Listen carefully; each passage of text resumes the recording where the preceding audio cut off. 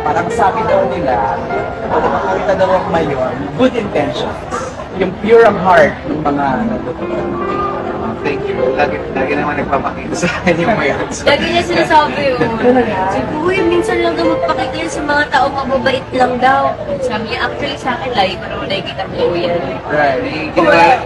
Pero may ginawa rin kasi akong pelikula dati sa malapit sa mayon. So, medyo nag-brief rin ako or marami rin natutunan tungkol sa mga folklores nila about the Filipino.